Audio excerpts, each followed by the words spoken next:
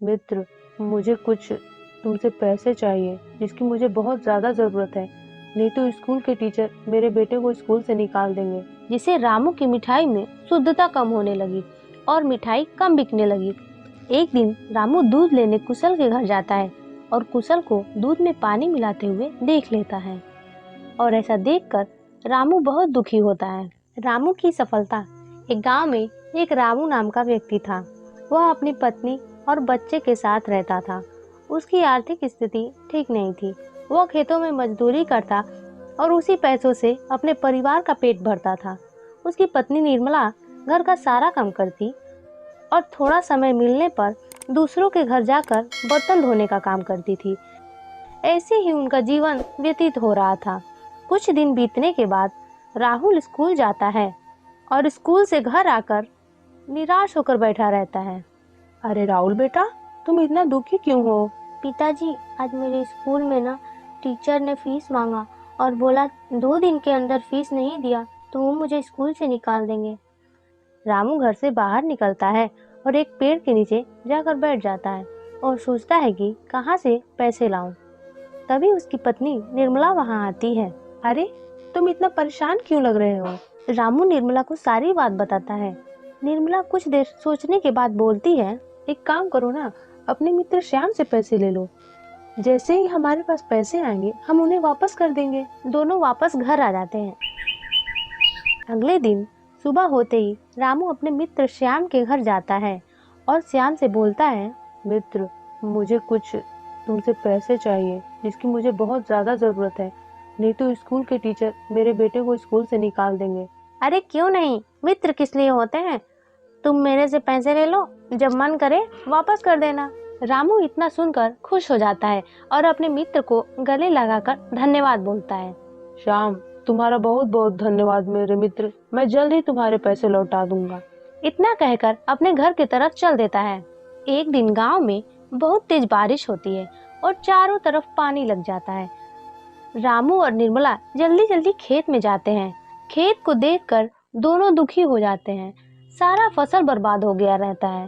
तभी रामू का मित्र श्याम वहाँ से जा रहा होता है। अरे मित्र, क्या हुआ? तुम दोनों इतना दुखी क्यों हो? इस बारिश के कारण हमारी सारी फसल बर्बाद हो गई है। मैंने सोचा था इस बार की फसल बेच के तुम्हारे पैसे लौटा दूंगा। कोई बात नहीं मित्र, तुम शाम को मेरे घर आना। इतना कहकर श्याम वहाँ से चला जाता है। शाम होते ही रामू श्याम के घर जाता है। आओ आओ मित्र, बैठो, मैं तुम्हारे लिए कुछ खाने को लेकर आता हूँ।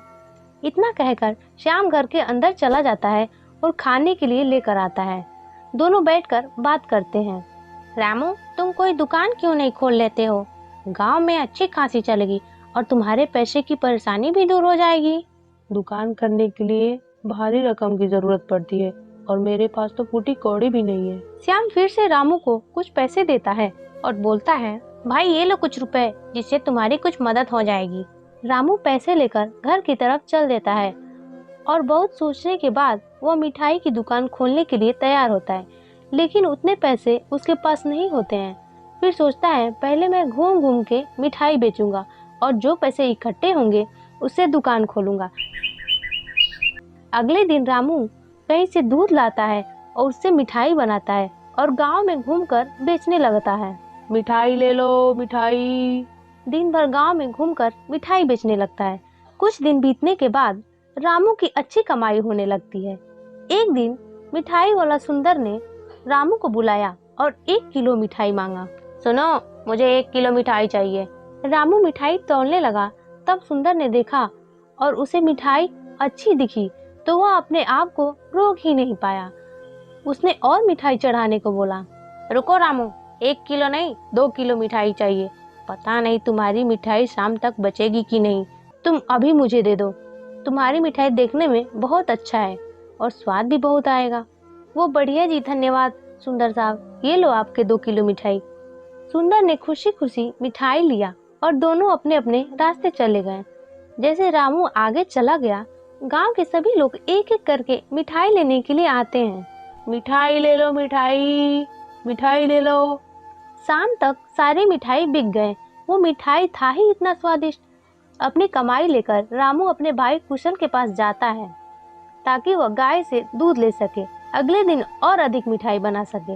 हर दिन कुशल देखता कि उसका भाई मिठाई बेचकर अच्छी कमाई कर रहा है। भाई, मुझे 5 लीटर दूध चाहिए मिठाई बनाने के लिए। ओ भाई, तो मेरे पास नहीं है, क्यों ना तुम शाम को ले जाओ, मैं तुम्हारे लिए बाजू में रखूंगा। रामू के जाने के बाद कुशल की पत्नी उसके लिए पानी लेकर आती है। देखा कमला, रामू के तो किस्मत ही बदल गए। दोपहर में ही उसने सारी मिठाई बेच दी और दूध के लिए आया था। आप सारा दूध ऐसे ही दे देते हो, क्यों ना इस बार दूध में पानी मिला कर दो, इस तरह हम भी ज्यादा पैसे कमा सकेंगे।